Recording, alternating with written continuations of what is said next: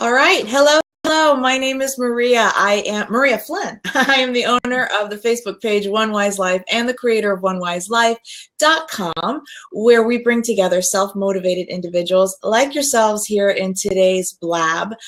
Great insight, information, techniques that you're looking for from today's trusted coaches. And Lauren is one of the contributors of OWL. She contributes some amazing articles, which actually some of the articles were the inspiration to what we were doing, because this is really an extension of last week's show where we talked about getting those qualities and how to bring them into your life so you start to live an inspired life, start to live in the footsteps that you really want incorporated in your life and in yourself. So today we're talking about uncovering purpose. And before we dive in, oh, and by the way, this is Lauren Jono. I don't want to forget that. Lauren Jono is our elite high performance coach who is, again, also a contributor over on OneWiseLife.com. She's an amazing coach, one of less than 300 in the world, with her certification and her practice and her immense background and experience behind her. So if you've got questions for her about today's topic, you've got her. You've got her for a half hour. So make sure you've got some questions ready, and feel free to post them into the chat room, and I'll bring them on. So, all right. So this morning on the live, I talked about the purpose of your purpose, and it's been an ongoing theme. And as always, I start the show with meditation and what the universe wants me to deliver in terms of the message that comes through, and you bring in this other part of the wisdom, which is the practice of how to do it, right? So I'll start exactly what came through, and it was really short and punchy, and it was debunk the myth, go back to the beginning. That's exactly what came through. Debunk the myth and go back to the beginning. And in meditation is when it all kind of comes through. And basically, debunking the myth is the idea, and again, I have to put the words to the feelings that come through.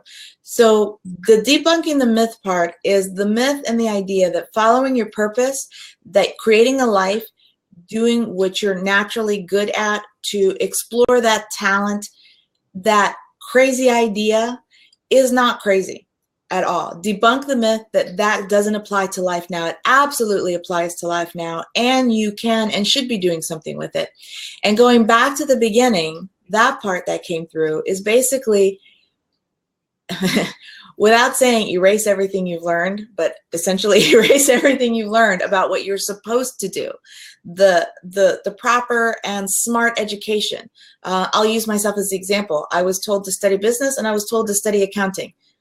Boring accounting. I just don't do numbers. I don't do numbers. I failed every class, but that was the study thing to do to guarantee work and to have a successful life. I'm so grateful that I'm not surrounded by numbers, and in an accountant office, I would squander. I would just shrink up and shrivel. So forget those things, and that you need to go back to the real beginning, where as an adult, perhaps you find escapism in news, toys, things that preoccupy your mind. As a child, you found escapism through daydreaming, through role-playing, through exploring, through play. To go back to the beginning, what was it that inspired you? Because not everybody liked playing with Barbies. I didn't. I liked exploring, and that's exactly what I do. I like adventure, and that's exactly what I do now.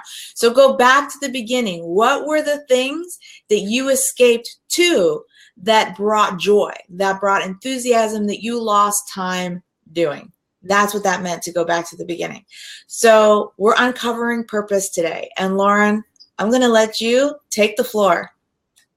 All right. So I have notes for today because so many things came to mind, and I want to try and get as much of it in as possible. So first, what I want to say is that finding your purpose, it's such a personal thing, right? I don't think there's any one person out there that can say, you know, this is the way to do it, or this is the right way to do it. I think it comes back to what each individual person's belief is about finding their purpose. And so I just want to preface this whole conversation with that what I'm going to share today is my perspective on this and my belief about it. It in no ways means that it's right, that it's the way to do it, because it is a personal thing, right? Mm-hmm. So for me, it's interesting what you said, because another way to look at it is I'm a big one in reverse engineering. Mm-hmm. So for me, in terms of your purpose, is to, think ahead to, that last day that you're going to have on this earth. And we don't know when that's going to be, but, hopefully we'll know that it's coming and can do this. But to think about at that point, as you look back on your life, mm-hmm. what do you want to have seen? What do you want to not have regrets about? What is going to be important to you then to have done, to have experienced? Mm-hmm. And that's where your purpose comes from. Everyone, a lot of people think that our purpose has to be this huge, big discovery, this big, enormous, building with your name on it. For some people it is that. But I think for most of us, it's about living a life that at the end of our time that we are going to be proud of, that we are not going to have regrets about, that we are going to feel fulfilled about. Yeah. And you can't do that at the last minute. It's not like you can't crash course this. Right. And so for me, it's about thinking about that. What is going to be of value? What is going to be of importance to you so that you don't have regrets? And then to start doing that now. And if you start doing that now with that in mind, then I believe your purpose is going to be revealed. It is going to come to you, but it's in living a certain way that it's going to happen. Right. Yeah. And we've talked a little bit about this before. And what you say is so important about it being such a personal journey, because it is in the personal things that the experiences that you have that help you build your character and help you understand yourself and mm-hmm. what's important to you. And sometimes you need to have that big experience to help you wake up and recognize what's important to you. I think this is why we see so many people that I got a message yesterday from a woman who I couldn't believe it. She had listened to the live and she said, Maria, I'm so inspired to do something because she was in a horrific accident. She had lost feeling in her legs. They told her she'd never walk again. And she says, I'm walking, and I'm not only walking, I'm a fitness instructor. And I live in pain every day, but I'd rather live in pain as a fitness instructor than to have given up and be in a wheelchair for the rest of my life. Mm. I was like, wow, what an amazing thing that she overcame. And she says, and she wanted to teach people how to exercise, explore fitness when they're disabled. That was her calling. She says, I've been able to work around my things, that she figured out a way to make it work for herself, that she wanted to give that back to the world. And to me, what you're just saying is it is personal. You have to have those experiences that wake you up to something that's purposeful to you. And that purpose isn't just meaningful to you as much as it is also meaningful to the lives that you're touching because of it. Yeah, and that's a huge, huge point. And so I think, another way to start getting to that and finding your purpose, or it, finding you, is each day to be able to say to yourself, am I 100% satisfied with how I showed up today? Am I 100% satisfied with how I treated the people that I came across in my life today? Am I satisfied with the contribution I made today? No matter what that is, whether it was helping an old lady to get her groceries to the car, because in doing that, in being purposeful about those things, and then, as you said at the beginning, being passionate about what you're doing, mm-hmm. If you do that every day, then to me, that can't not lead to having lived a purposeful life. Mm-hmm. And so part of it, to answer that question of how do I find my purpose, is in action, in living and moving forward and doing things. I think clarity reveals itself. Yeah. And so you can sit for eternity and wonder, is this what I should do? Is this the right thing? What about this? What about that? You can sit and think about it forever. But until you start doing something, you're not going to know. And you'll start doing something, and either you'll go, oh my gosh, yeah, this is the path I want to go on, or you'll realize, no, it's not, and you'll change. But the only way that's going to happen is to take action. So for me, that's the first step in finding having your purpose revealed. That's really important what you just said there, that the action, you don't have to know that the action's going to work. It doesn't matter. It's equally important to know that it doesn't work. That's equally valuable. So I think so many people are afraid to take that first step because they're afraid it won't work. So what? You've just scratched one thing off the list. Great point. Thank you for that. Awesome. And then, a second point is to get out of your head, right? Because I think we're so busy thinking about, what should I do? What are people expecting? What's expected from us? And we're thinking too much. And to get into your heart and to start feeling what feels good, what actions do you do that make you feel good on the inside, and connect with that, is equally important. And so I think that's the next step. And I think a lot of people are their head is so disconnected from the rest of them that they're not feeling what they are feeling, and it's more influenced by other people. So I think that's the other thing, is to connect to your feelings about what you're doing. So when you say connect to your feelings, and this is an important point for me because I'm a feeler. I'm an empath, so everything's about feeling. So when you say connect to your feeling and connect to your heart, that's meaningful to me. But I think also too, as a parent, you can easily get distracted and forget this part, because there are must-haves, must-to-dos that you've got to accomplish, and sometimes it's just putting yourself second or third in line because somebody needs your attention more, especially if they're young children. So connecting to the heart, letting the heart lead.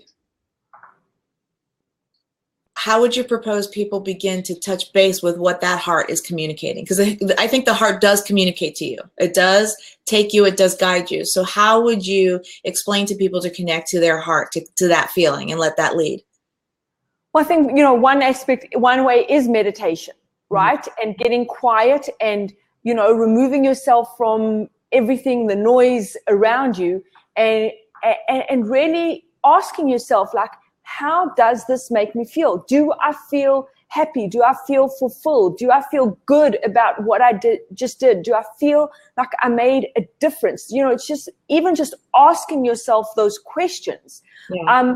And sitting with it, and being able to answer honestly, because if you're not feeling good about it, if it's not making you happy, if it's not bringing you joy, then that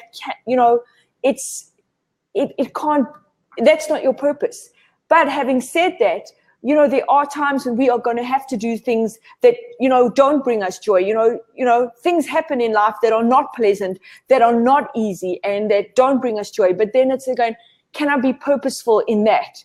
Purposeful in what can I learn about that? What can I make this that it's not just about me?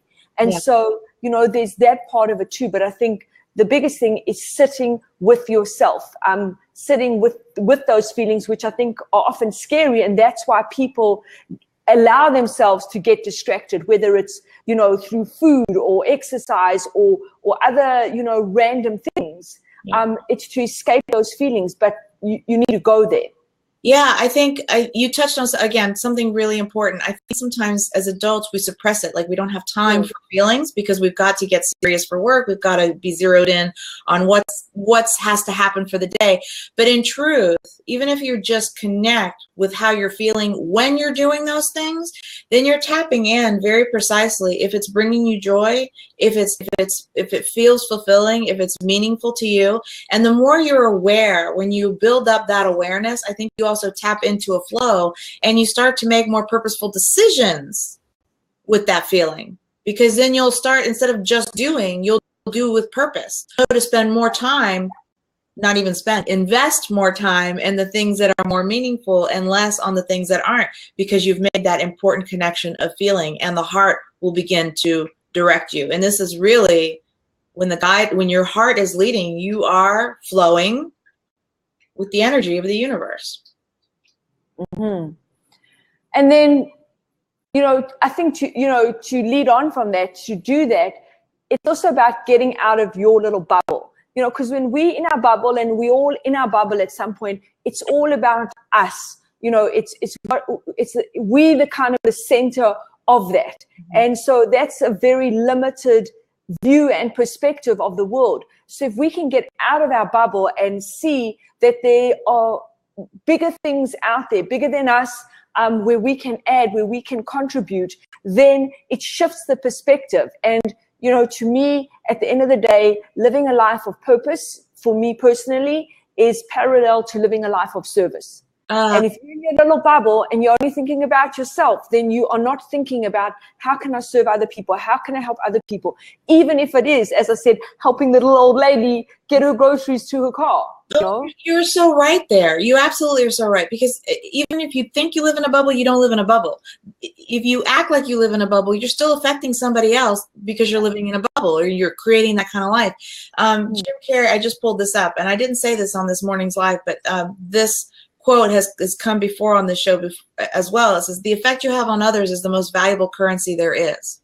It really, it is. And it's you, your actions, everything you do, your whole being doesn't just affect you. It affects everything connected to you, everything and everyone connected to you. And the more you raise your level of living and the more meaning and purpose you put behind what you're doing, well, then by default, that higher vibrating energy also connects to the people around you. Brilliant, Lauren. Thank you. No problem. Brilliant, brilliant. Next, another thing to do. So another thing to do is, I think, is to give up on that notion that there's only one purpose to your life, that there's this one big purpose and that's it. And you're going to spend your life killing yourself looking for it. And you know, just forget about it. You know, if I think about, I know for you, I know for me, even, you know, Stephen, we all have different things that we do. You know, you've got One Wise Life, you've got your digital formula. We do this thing. You know, I've got my coaching. I've got this that I do with you and my contribution to One Wise Life. I've got the volunteer work that I do. All of those are purposes of mine. They all fulfill me. They all bring me joy. They all, to me, are a way of contributing. And so to recognize that this is going to happen in different ways, you know, it's not one dimensional. Yeah. And so if you give up on that idea, you can open up to the so many more possibilities and see where you are, you know, happy, where you're making a contribution, where you feel fulfilled. That feels so peaceful to me. That feels so peaceful to me, because in truth, by having multiple passions, I mean, it is important to take a break from things sometimes. So for me, when I'm like totally zeroed in on One Wise Life, as much as I love it, it's nice to break away to go do your digital formula or help other, you know, heart-centered entrepreneurs. And I'm fulfilling another passion while taking a healthy break. And then I come back refreshed because I spent some time in another passion. Yeah. That feels so good to me, because sometimes I think like, oh no, I really need to be laser line focused on one thing, but that could really easily tire me out. It's important to have multiple passions. Mm-hmm. Yeah. That was an aha moment for me there. Thank you for that. Yay. And I'm sorry if I'm looking away, but I'm just looking at my notes because there was so many things that I have notes here too. So if I look away, I've got my notes up as well.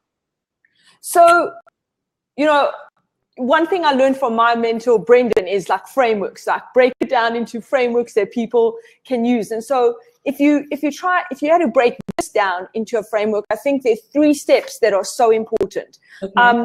The first is to think about, what do you love? Like, what is it that you love doing? And you spoke about this earlier, you know, whether it's going back to when you were a kid and thinking about what you love doing. Like, I know now when I think back, for me, what I loved doing was I had all my little dolls on my bed and I loved teaching, you know, and I see, you know, that's still what I love doing. I just do it in a coaching format where I'm not telling so much as helping people to find it for themselves, but find what you love. Connect back with that, whether it's a hobby or whatever it may be. The other is to identify, and often this is through input from other people, is what are you really good at? What is your strength?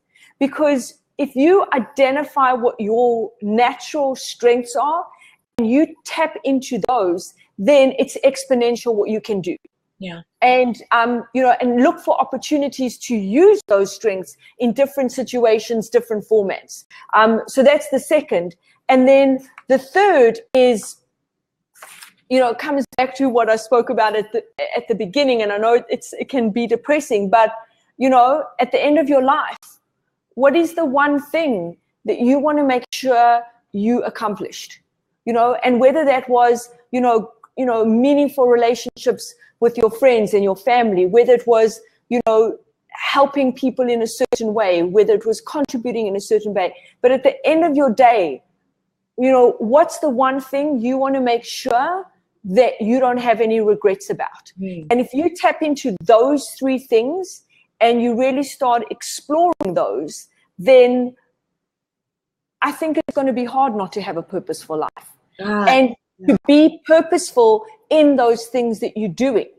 You can have a day where, if I think about my day to day, it is so, besides this, it is just so random. I'm packing, I'm going to get my hair cut later, I've got to pick up my glasses. Like, it's just all random things.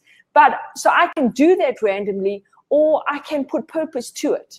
And I can say, every person I interact with today, I want to impact in some way. Right. And so random things can still be purposeful if you choose to do that. Yeah. And I know you've got a lot on your plate. So the things aren't really that random. It's really preparing for some great things coming your way. So congratulations to you while I have you on camera for your big move. So I love the 3 steps, and I love the first and the second. For me, they tied together as you were talking.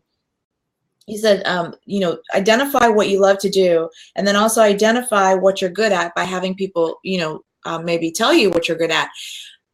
I had this aha moment, interestingly enough, actually right before I started OneWiseLife.com, that I really realized that everything I've done in life has prepared me for now. And that no matter what work I did, what job I did, from nonprofit to retail sales, where I did well in all those different and completely various areas, I excelled well working with people, and I excelled well writing. Even if I was working for the nonprofit, doing, stuffing envelopes or whatever they had me doing, I loved when they asked me to write, or when I was doing retail and they were doing a newsletter, I was always the first one picked to go write the newsletter, go write something inspirational for the newsletter.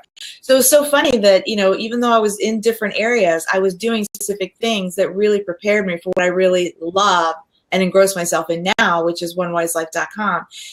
But also, too, one thing is in asking people to tell you what you're good at, perhaps even take a moment to recognize, what do people always come to you for? Yes. What advice? I mean, when people look for advice, why do they come to you specifically for one? Like, there are times I don't talk to people for years, but all of a sudden they're having a big thing happen, and I'm the person they're calling, which is so fascinating to me, because I'm thinking to myself, we don't have a history together. Why are you calling me? But it's because they have this trust, and I don't know if it's the intuition or my take on life, because I've written and I've spoken so much on it.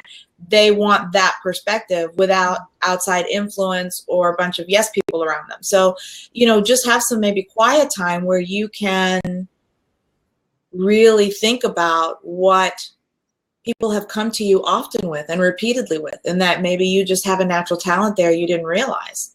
Yeah. And I love what you just said, because for me, it just gave me the hugest aha moment. And that is, looking back at all the things you've done, and and they may seem the most unrelated thing, but look for what were the common denominators in all those things. So as you said, all the things you've done, from retail to nonprofit to whatever it's been, there've been people involved and there's been writing involved, right? Those are the 2 common denominators. So if you look back at that, that's going to give you, the gold is there, right? But again, it's taking the time to sit down and really think about all those things you did, and what were the common denominators. Yeah. I mean, even down to the layout of the newsletter, because they were having trouble with that. And I was doing that kind of stuff, and I loved it. I didn't have to be paid for it. I just loved doing it and volunteering for it. Well, that's really fascinating. All right, it's 11:25. I so hope we've got a lot of chatting happening here on the chat room. So let me go through this really quickly. I'm so thrilled that everyone is here and that joined us today, and I hope that you got some tips on what you can do to uncover your purpose. And shots of positivity. Sean is here. Thanks so much for being here. He says, 2 extremely awesome people. Oh, thank you, Sean. Make that 3. Three. I was just going to say back at you too. Make that 4. Mr. Dave Moore is here. He says the purpose of your life is to find the purpose of your life. I would agree with that. I think that's the fun and that's the journey. It doesn't have to be answered right away. And even accomplishing it and figuring out what that is, as important as it is, so is all the steps to getting you there, because that is what builds your being. We talked about your beingness, your beingless. That builds your being. It's the person you become in the process, and that's also a magnificent journey. Let's see. Mr. Dave says, absolutely, when you get to where you're going, make sure to turn back around and help the next one in line. Better yet, help those you can along the way. I agree with that. I think also, for me, when you and I do these shows, and I told you in the beginning I was very nervous and I thought, who the heck am I to offer? What can I possibly offer? And I'm so grateful that you pushed me, because in that push, I recognize that I learned some things along the way, that I can share some of the wisdom I picked up along the way. But not only that, that push also delivers the drive to keep going, to keep digging, to keep exploring, keep asking, keep learning. And that's an exciting part of life too. I think we get numb when we're not learning. I think learning is an important, I mean, even if you discover what your talent is or what your purpose is, learning more and more and more about it is exciting. Absolutely. Just a thought. And Daryl James is here. He says, purpose comes to those who seek it. I'm going to end on that one. That's exactly true. You have to be a willing participant. It doesn't just happen. And it won't happen tomorrow. It won't happen 20 years from now. It happens when you start seeking, and you've got to do it every day, carve out time every day. My biggest takeaway today as we close the show is back to the beginning, and that it can be more than one. To me, that was such a relief to know that you can have more than one passion. I love that. So I'm going to hold that, and I'm going to love the fact that I am passionate about 2 things. I can do 2 things, or 3 or 4. I'm passionate about parenting. I'm passionate about yourdigitalformula.com. I'm passionate about onewiselife.com. I'm passionate about our Blab show. Thank you for that. I love it. I'm not pulling myself. I'm not stretching myself too thin. I'm fulfilling myself is what I'm doing. Yeah. So thank you for that. And, awesome. And I don't know if you have a takeaway, because once again, you delivered good this week. So good. So I have a takeaway and one last thing to leave everyone with. Okay. So my takeaway is just, the reminder that you illustrated of looking back and seeing the common elements between, what you've always done. I think that's huge. And then the last thing is, Stephen Covey speaks about this, and my mentor, Brendan Burchard, speaks about this, and that's writing a mission statement for your life, right? Because that is going to keep you congruent. It's going to keep you in alignment. It's going to keep you intentional and purposeful. So I think it's something everyone should take the time to do. And, maybe that's something we can talk about at another time, is how do you do that? Where do you start with that? Well, that would actually be a really great thing to come back to. I don't want to cut you off. Go ahead. Sorry. No. So just, to write that mission statement, and that's kind of your GPS. So if you have that, then that's guiding every decision you make, every action you take, everything you do is guided by that. And, there's going to be that congruence with that, and within that, your purpose as well. Yeah, no, I love that. Thank you for today's show. Really, we tied it together this week between your article, the lives, and now this show. Next week, we will not be here, but I will be running a replay on Facebook of one of probably our most popular show that we've had so far. We'll run it on Facebook, and we'll run it on your page as well as my page. Lauren Jana has a public page. You can catch her there. I'm actually going to post it on here on the chat section so that people know where to find you as well on your Facebook page. And with that, I won't see you next week, but I'll see you the week after. Yes, you will. Thank you so much for being here. Thank you, Maria. Take care. Have a beautiful day. You too. Bye-bye. Bye.